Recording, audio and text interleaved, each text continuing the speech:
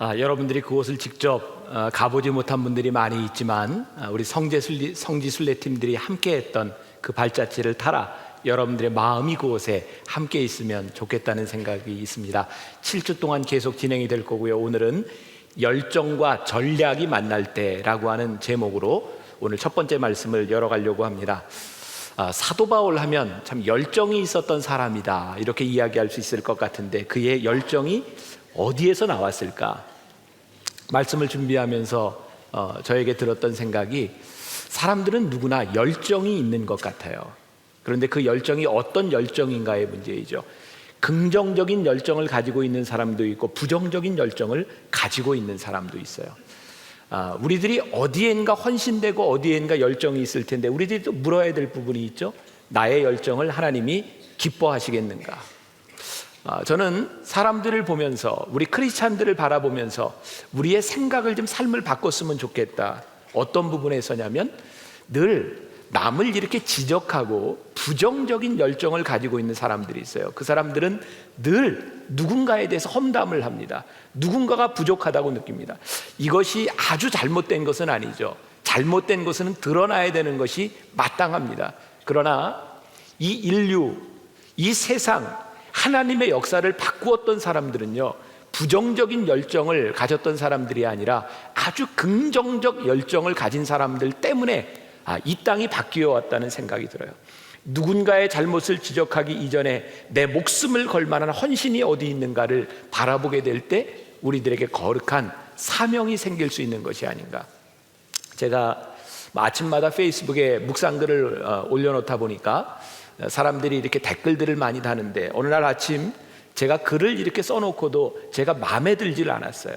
이 설교도 그렇고 글도 그렇고 쓰고 말한 사람이 더 잘 알거든요. 그런데 그날 누군가 이런 댓글을 올렸어요. 목사님, 저는 목사님의 왕 팬입니다. 그런데 오늘 글은 영 아니네요. 제가 그 글을 읽으면서 나도 안 좋다고 생각하는데 꼭 이렇게 써놔야 되나, 마음이 안 좋아요. 저도 알고 있는데 우리들 삶을 보면요, 누군가를 이렇게 격려해주고 이게 취업업 시켜주는데 열정적인 사람이 있는가 하면 꼭 누군가를 긁어내리는데 열정적인 사람이 있어요. 제가 분명히 믿는 것은 하나님께서는 우리들의 삶에 긍정적 열정을 가진 사람들을 통해서 하나님의 역사와 하나님의 뜻을 이루어 가실 것이라는 사실입니다. 적어도 오늘 우리 만나교회에 오늘 이 예배를 드리고 있는 여러분들 마음속에 부정적 열정이 아닌 긍정적 열정이 살아날 수 있기를 주님의 이름으로 간절히 부탁합니다. 사도 바울이 로마에 있는 교인들에게 편지를 쓸 때 이 로마서는 고린도에서 쓰여졌습니다. 한 번도 사도 바울은 로마에 가본 적이 없었어요. 그런데 사도 바울에게 간절한 소망이 있었죠. 로마에 있는 교인들, 그들을 생각하면 감사하고 눈물 나고 내가 그곳에 한 번쯤 가보고 싶다, 너희들과 만나고 싶다는 열정이 사도 바울의 마음 가운데 있었어요.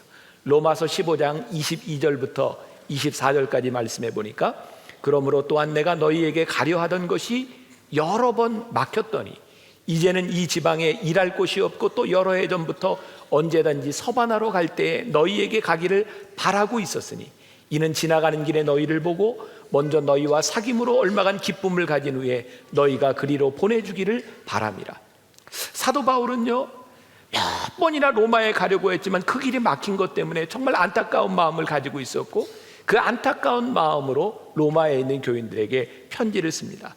사도 바울의 꿈이 이루어졌던 것은 그가 가고 싶은 때가 아니라 그가 죄수의 몸으로 로마에 가게 되었고, 사도 바울은 그 로마에서 목이 잘리는, 단두대에서 목이 잘리는 죽음으로 그의 순교의 삶을 마감하게 됩니다. 하지만 우리는 사도 바울이 목이 잘려 죽었지만 우리는 그를 실패자로 기억하는 것이 아니라 전 유럽을, 아니 이 세계에 복음화시켰던 가장 영향력 있는 인물로 우리는 사도 바울을 기억합니다. 그의 열정, 그의 삶이 어디에서부터 이렇게 왔을까? 오늘 그 가장 중요한 단서가 로마서 1장 1절에 있는 말씀입니다. 사도 바울이 자기 자신에 대해서 생각했던, 나는 그리스도의 종이요 나는 사도로 불리움을 받았으며 나는 택정함을 입은 자라고 하는 그 믿음 가운데 사도 바울은 열정적인 인생을 살아가게 됩니다. 저는 오늘 우리들이 하나님 앞에서 답해야 되는 것이 있다고 생각합니다. 우리 정체성에 관한 거죠. 넌 누구냐? 누군가 여러분들에게 물을 때, 넌 누구냐라고 물을 때 우리는 무엇라 대답할 수 있겠습니까?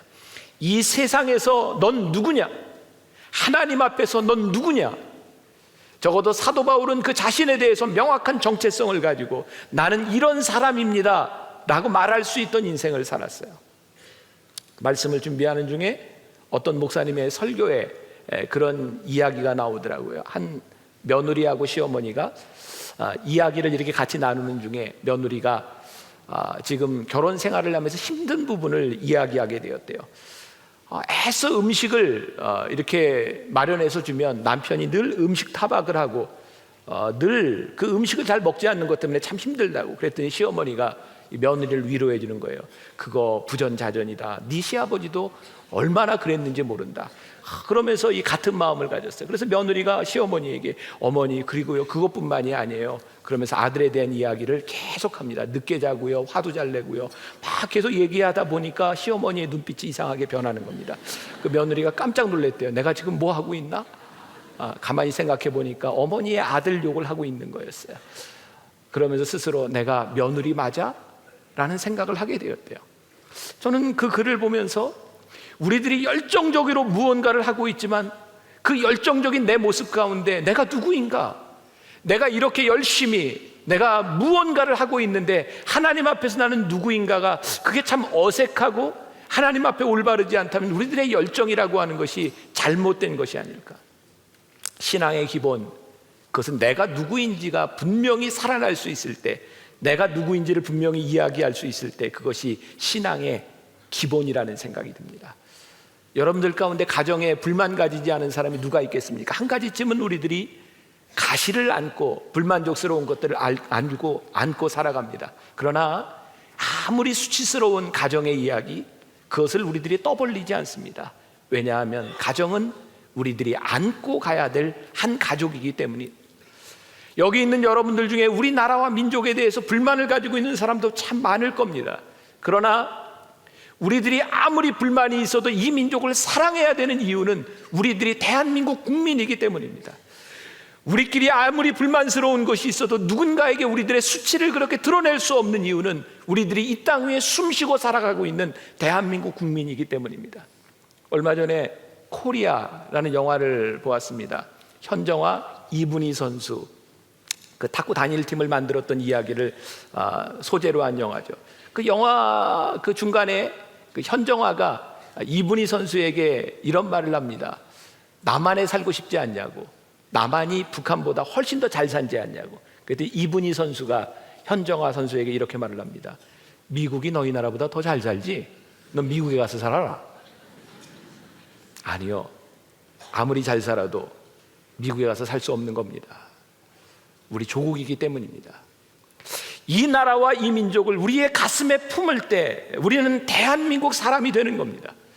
우리가 신앙생활을 하면서 교회에 대한 불만들이 참 많이 있습니다.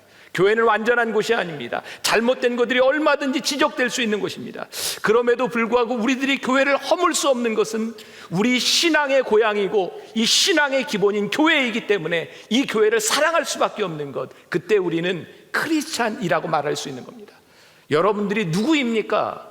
사도 바울은 자기에게 이야기합니다. 나는 그리스도의 종입니다. 나는 종입니다. 나는 종입니다. 사도 바울은 끊임없이 자신을 종이라고 이야기하고 그가 종된 삶을 살아갑니다. 종이라고 하는 게 무슨 의미입니까? 당시 로마 시민들에게는 세 가지 소유물이 있었다고 합니다. 첫 번째는 말 못하는 소유물, 어떤 물건들이겠죠. 두 번째, 소리 나는 동물과 같은 소유물. 세 번째 소유물은 사람이지만 짐승 취급을 당했던 노예입니다. 노예는 쓰다가 쓸모가 없어지면 버리는 것이 노예입니다. 노예는 정말 하찮은 존재이고 노예는 가장 비천한 사람 측에도 속하지 못하는 존재입니다. 사도 바울은 끊임없이 이야기합니다. 나는 종입니다. 나는 종입니다. 철저하게 내 삶의 주인이 누구이신지, 그분께서 나를 쓸 때까지 쓰실 것이며 내가 쓸모가 없으면 그분이 나를 버리실 수밖에 없는 나는 그런 종입니다. 오늘 우리들에게 가장 큰 도전이 무엇입니까? 우리들이 하나님 앞에 은혜를 경험하고 내가 종되었다는 생각들이 언제부턴가 없어지면서 하나님 앞에 내가 유용한 존재로 쓰임을 받기는 하는데 종된 모습들이 사라지기 시작하면서 우리들이 교만해지기 시작합니다. 지난 주간에 저에게는 이 말씀을 묵상하고 지나가는 중에 하나님이 참 깊이 생각할 수 있는 기회를 주셨던 것 같아요. 여수 엑스포가 개막을 했죠. 개막하기 전날 우리 카페 파우스가 여수에 있는 아주 멋지게 지어놓은 예울마루라고 하는 아트센터에 파구스 12호점이 세워졌습니다. 제가 행사 참여를 하고 거기에 그 개관식을 하는데 이렇게 앉아 있는데 제가 갑자기 그런 생각이 들어요. 내가 여기 왜 앉아 있지? GS 칼텍스가 1,000억을 들여서 지은 그 아트센터의 주인공은 GS 칼텍스의 회장이고 국회의원들과 정치인들이 다 주인이 돼서 그 행사가 진행되고 있고 나는 아무것도 하는 일들이 없었어요. 그냥 앉아 있었습니다. 나는 왜 여기에 앉아 있지? 하나님이 그런 마음을 주시는 거예요. 네가 지금까지 수년을 지나오는 동안 만나교회 담임 목사로 지나오는 동안 너는 한 번도 네가 주인 되는 자리가 아니면 있어 본 적이 없다. 저는요, 제가 무엇을 설교를 하거나 뭐를 하거나 제가 주체가 되지 않으면 한 번도 그런 자리에 있어 봤던 기억이 없는 거예요. 하나님이 나를 쓰신다고 생각하는데 언제부터인가 나는 내가 세워지지 않으면 내가 그 자리에 없었구나. 하나님이 그런 마음 주시더라고요. 내 인생에 내가 주인 되지 않는, 내가 정말 보잘것없는 그 자리에 내 인생에 어느 정도쯤은 내가 할애할 수 있는 그 삶에 내가 헌신할 수 있는 사람이 되어요. 저에게는 굉장히 중요한 순간이었어요. 내가 종이라고 생각하면서도 내가 하나님 앞에 유용한 것이 아니라 늘 사람들에게 유용성이 드러나지 않으면 내가 설려고 하지 않았던 내 모습들을 하나님이 보게 하시더라고요. 사도 바울이 왜 끊임없이 자기 자신을 종이라고 했을까? 오늘 우리들에게 이 종이라고 하는 말이 왜 중요할까? 우리들이 하나님을 믿는다고 하면서도 언제부터인가 우리를 쓰시는 하나님 앞에 내가 하나님보다 더 드러나려고 하는 우리들, 내가 드러나지 않고는 견딜 수 없어 하는 우리들의 모습 가운데 사도 바울이 우리들에게 얘기합니다. 나는 종이야. 그리고 로마서를 읽는 사람들에게 내가 종이었듯이 너희들도 종이었으면 좋겠어. 오늘 여러분들에게 그 마음들이, 저에게 그 마음들이 살아나야 합니다. 지난주 신문에 보니까 세계은행 총재로 임명된 김용 전 다트머스 대학 총장에 대한 이야기가 실렸더라고요. 그러면서 거기에 강용우 박사, 고경주, 고흥주, 우리나라의 정말 미국에 잘 나가는 리더들에 대한 이야기가 있더라고요. 근데 그 김용 씨 어머니가 그렇게 가르쳤더랍니다. 아들을 어렸을 때부터 1등보다 더 위대한 무엇에 도전하라. 1등보다 더 위대한 무엇에 도전하라. 그것은 내가 1등 특등대라고 하는 것이 아니라 내가 배우고 네가 쓸 수 있는 것을 가지고 누군가를 섬기는 사람이 되라고 그렇게 가르쳤다는 거예요. 강용호 박사 이제 세상을 떠났지만 그 아들들이 쓰임받는 이유, 그분의 삶에 있어서 끝까지 섬기지 않는 것은 가치가 없다고 하는 것, 내 능력, 성실함 다 중요하지만 무엇보다 중요한 건 헌신이라고 가르쳤던 그 사람들이 쓰시는 것을 바라보며 우리들이 어떤 마음을 가져야 되는가. 그 신문에 이런 글귀가 있더라고요. 개같이 공부하면 짐승이 된다. 무슨 말입니까? 무서운 말입니다. 우리의 자녀들 공부시켜서 자기의 욕망을 채우도록 개같이 공부시키면 짐승밖에 될 수 없다는 겁니다. 우리들이 아무리 위대한 인물 같고 우리들이 아무리 잘 나가는 것 같아도 우리들이 헌신되지 않는 삶은요, 하나님 앞에 가치가 없다는 거예요. 여러분들의 삶이 정말 한 번 사는 우리들의 인생인데 하나님 앞에 부끄러움이 없이 우리의 인생을 내놓을 수 있어야 우리들이 그 인생을 살아갈 수 있는 것입니다. 미국 사람들 참 별별 조사들을 다 하는 사람들이죠. 72년 동안 하버드 대학을 나온 사람과 빈민층에 있는 사람들을 추적 조사했답니다. 근데 놀라운 일이요, 처음에는 하버드 대학을 나온 사람들이 잘 나가는 것 같았는데 결국 추적한 결과 빈민층에 살던 사람과 하버드 대학 나온 사람들의 삶에 알코올 중독자와 마약 중독자의 비율이 거의 비슷하다는 겁니다. 캘리포니아 지역에서 IQ 145가 넘는 1528명의 삶을 90년 동안 추적했다고 합니다. 그런데 평범한 사람들과 별로 다를 것 없는 인생의 결과들을 보여주더라는 겁니다. 우리가 많이 배우고 우리들이 많이 가진 것을 가지고 뭐 잘 나가는 것 아니요.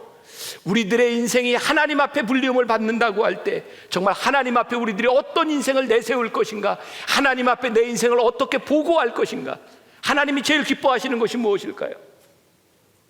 저 하나님의 종으로 살았습니다. 하나님께서 나에게 시키시는 것, 그것 위에 살았습니다. 가정주간, 여러분들의 가정은 어떻게 자녀들을 가르치고 어떻게 여러분들의 가정이 누군가에게 기억되기를 원하십니까? 돈 잘 벌어서 명예로운 사람들이 많이 나오고 호의호식한 그 가정? 아니요. 우리의 가정을 통해서 누군가에게 축복이 흘러내려가고 우리의 가정을 통해서 하나님이 쓰시는 흔적이 드러나지 않는다면 정말 우리들이 하나님 앞에 쓰임받은 사람이라고, 내가 종된 사람이라고 이야기할 수 있을까? 어제부터 저 파구스 분당점에서 청년들과 함께 파구스 토크를 하고 있습니다. 제가 1시간 동안 청년들과 함께 이야기를 하며 나눌 수 있는 시간이었는데, 청년들 중 하나가 저에게 질문을 하더라고요. 어떤 직업을 선택해야 좋을까요? 제가 이렇게 대답했습니다. 누군가에게 도움이 되지 않는 직업이라면 그 올바른 직업이 아니다. 우리들이 고민합니다. 돈을 얼마나 받을 것인가, 어떤 지위에 있을 것인가. 그러나 하나님이 바라보시는 인생은 결코 그런 인생이 아닐 것 같아요. 제가 만나교회 담임 목사로서 정말 고민하며 우리 교회가 고민하며 나아가야 될 것이 무엇인가. 이 교회가 이 땅 위에 세워지고 하나님께서 담임 목사인 저를 여기에 세워주셨을 때 무언가 축복이 흘러넘치지 않고 축복이 유통되지 않는다면 하나님께서 우리를 여기에 세우신 이유가 있을까?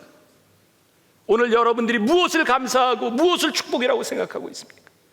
여러분들이 누리고 있는 것, 하나님이 여러분들에게 주신 축복, 그것이 정말 진정한 축복입니까? 내가 누리는 것이 아니라 내가 종되어서 끊임없이 하나님께서 나를 쓰실 수 있는 사람이 되는 것이 우리의 인생에서 나타나지 않는다면 우리가 어떻게 그것을 축복이라고 이야기할 수 있겠습니까? 노예는 자신의 영광이 없습니다. 제가 이런 말할 자격이 없죠. 자신의 영광이 없습니다. 오늘 이 가운데 많은 사람들이 부끄러움을 느껴야 할 것 같습니다. 우리는 하나님을 믿는다면서도 끊임없이 우리들의 영광을 드러내려고 하지 않았습니까? 로마서 14장 8절에 우리가 살아도 주를 위하여 살고 죽어도 주를 위하여 죽나니 그러므로 사나 죽으나 우리가 주의 것이로다. 갈라디아서 1장 10절 말씀에 사도 바울이 이렇게 고백합니다. 이제 내가 사람들에게 좋게 하랴, 하나님께 좋게 하랴, 사람들에게 기쁨을 구하랴. 내가 지금까지 사람들의 기쁨을 구하였다면 그리스도의 종이 아니니라. 그리스도의 종이 아니니라. 사도 바울이 끊임없이 내가 종이라고 생각할 수 있었을 때 그는 하나님을 기쁘시게 하는 인생을 살아갑니다. 사도 바울은 자신을 또 사도라고 이야기합니다. 성경에 사도라고 이야기할 수 있는 사람은 예수님의 12제자밖에 없습니다. 아무나 사도가 되지 않습니다.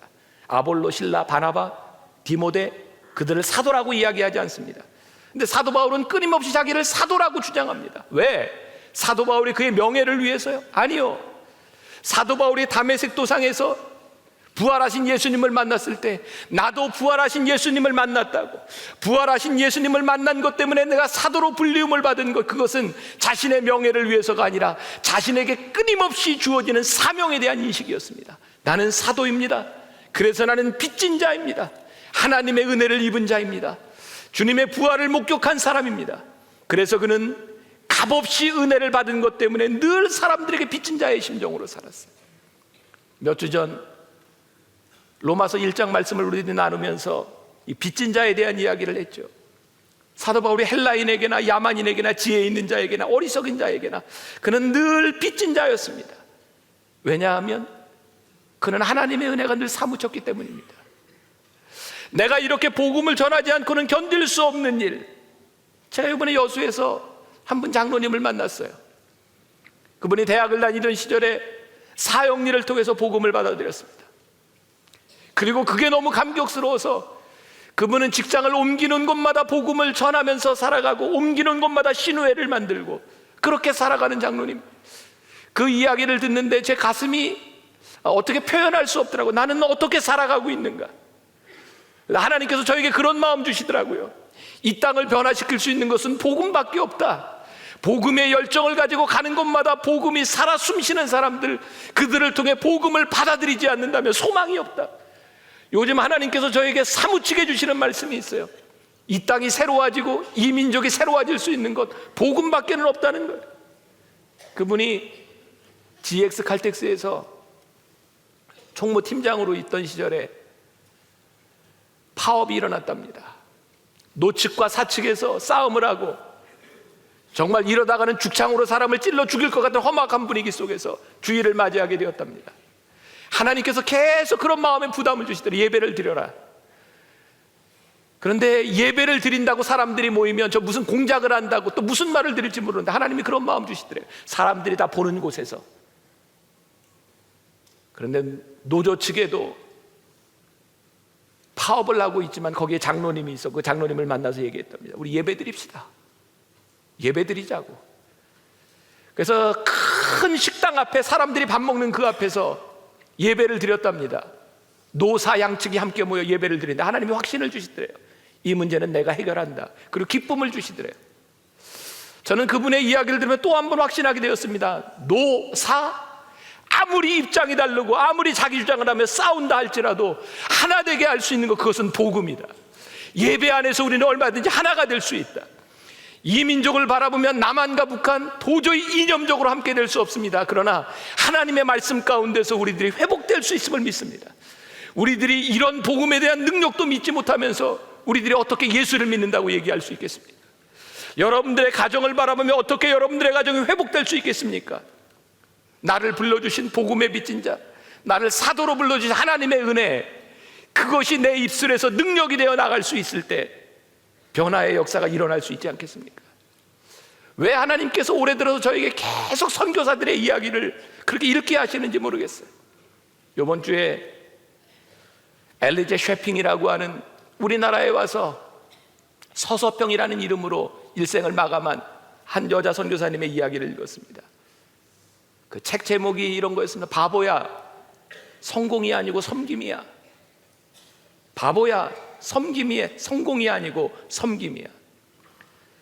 엘리제 쉐핑, 우리나라에 온 지 3년 만에 풍토병에 걸려서 평생을 풍토병으로 고생했던 사람, 17년 만에 처음으로 미국 땅에 안식년을 갔으나 어머니가 내 몰골이 뭐냐고 문정박대를 하고 쫓겨났던 여인, 미국 대공황 때문에 돌아올 때 돈도 가져오지 못하고 빈손으로 들어와 한국 여인처럼 고무신을 신고 한복을 입고 먹을 게 없어서 된장국에 밥을 말아 먹으면서 영양실조에 걸렸던 그 여인, 선교사로서 미국인으로서의 자존심도 다 내려놓고 그렇게 평생을 살았던 이 여인, 그 여인에게 한국 여인이 너무 불쌍했던 거예요. 하나님, 이 여인들이 너무 불쌍해요. 그래서 누워있을 수 없었던 여인, 사람들이 뭐라고 이야기해도 수근수근거리면서 왜 저렇게 선교사가 저렇게 궁상맞게 사냐고, 그러나 그렇게 살 수밖에 없었던 그 여인, 일제강점기에 우리나라에 있는 한센병 환자들 다 씨를 말리려고 강제로 불임수술을 시키려고 할 때 이 여인이 광주 지역에 있는 한센병 환자들을 다 데리고 총독부에 가서 대모합니다. 그리고 생겨난 것이 애양원이고 지금 이 민족에 이제 한센병이 거의 없어져 버린 그런 세상에 우리들이 살고 있습니다. 정말 그 여인의 모습을 바라보며, 성공이 아닌 섬김을 살았던 그 여인을 바라보며 우리는 참 위대한 하나님의 사람이라고 말합니다. 그 여인이 세상적으로 성공했기 때문이 아닙니다. 그 여인이 끊임없이 나를 부르신 하나님 앞에, 나를 부르신 하나님의 합당한 삶을 살았기 때문에 우리는 그 여인을 위대하다고 이야기합니다. 아, 정말 이 땅 위에는 위대한 삶을 살았던 사람들이 참 많습니다. 요즘 저에게 끊임없이 하나님이 주시는 거룩한 부담감, 이 땅 위에 복음에 비친 자들, 선교사들이 아니었더라면 우리가 오늘 이렇게 살 수 있었을까? 복음에 비친 자들이 이 땅에 들어와서 복음을 전하지 않았더라면 우리 민족이 오늘날 이렇게 살아갈 수 있었을까? 그런데 우리들이 그 빛을 다 잊어버리고 살아가고 있어요. 하나님의 은혜를 잊고 살아가고 있어요. 택정함을 받았다고 하는 것이 무엇입니까? 중앙아프리카의 어떤 부족에서는 택정함을 받았다고 하는 것을 성도는 깨끗한 마음을 가진 사람이라고 표현을 한답니다. 아프리카의 딩카족은 성도는 하얀 마음을 가진 사람이라고 표현을 한답니다. 또 다른 코노족이라고 하는 데서는 기도하는 사람이 성도라고 택정함을 받은 사람이기로 합니다. 중국의 어떤 종족에서는 거룩한 종자, 그것이 택정함을 받은 사람이라고 이야기를 합니다. 오늘 여러분들에게 도전합니다. 우리가 하나님 앞에 택함을 받은 자가 어떤 사람입니까? 마음이 깨끗한 사람, 마음이 하얀 사람, 기도하는 사람, 거룩한 사람. 오늘 여러분들이 하나님 앞에 불림을 받아 예배하며 여러분들의 아이덴티티, 여러분들이 하나님의 사람으로 불림을 받았기 때문에 살아가는 여러분들의 모습이 무엇인가입니다. 사도 바울의 끊임없는 열정, 그의 열정으로 끝나지 아니하고 사도 바울은 하나님의 전략과 그의 사역이 만나게 됩니다. 사도 바울이 얼마나 로마에 가고 싶었는지. 근데 하나님이 사도 바울을 계속 막으셨어요. 가고 싶었지만 그 길을 막으셨어요. 우리가 신앙생활을 하면서 실망할 때가 언제입니까? 우리의 열정이 꺾일 때. 하나님 저에게 불타는 마음이 있는데 하나님 이것을 왜 막으시는지 이해할 수 없을 때. 근데 때로 우리들의 열정 때문에 하나님의 계획을 보지 못할 때가 참 많습니다. 우리의 열정이 하나님의 종된 우리의 아이덴티티를 가로막을 때가 참 많이 있습니다. 우리가 하나님을 만나고 우리들이 믿음을 고백할 수 있는 때는 나의 열정이 하나님의 전략과 맞아 떨어질 때 우리는 우리의 신앙을 고백할 수 있습니다.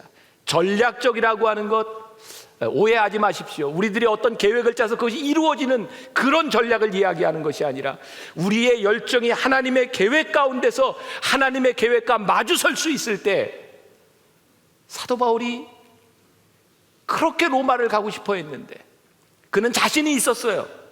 많이 배웠고요, 헬라말을 할 수 있었고요, 철학적으로 얼마든지 논쟁에서 이길 자신이 있었어요. 근데 하나님이 그렇게 보내시지 않았습니다. 사도행전 25장 이후에 사도 바울이 죄수의 몸으로 로마에 가게 되는 이유가 나옵니다. 정말 놀라운 일은요, 그가 죄수가 돼서 보니까 하나님의 섭리를 깨닫게 된 거죠. 사도 바울이 아무리 헬라 말에 능하고 그가 많은 지식을 가졌다 할지라도 그가 로마에 가서 어떻게 고위층에 있는 사람들을 만날 수 있겠습니까? 사도 바울은 법정에서 변증합니다. 그는 법정에서 고위층의 사람들을 만나게 되었고 그는 복음을 전하게 됩니다. 그러면서 제가 깨닫게 된 것이 있었어요. 하나님이요, 사도 바울의 성격을 너무 잘 아셨어요. 죄수의 몸으로 가서 사도 바울이 결국은 거기에서 순교하게 되는데, 만일 사도 바울이 가고 싶은 때 로마로 갔다면 사도 바울의 성격상 바로 죽었습니다. 사도 바울이요, 바로 순교했을 겁니다. 그래서 하나님이 사도 바울 좀 잡아놓으셨어요.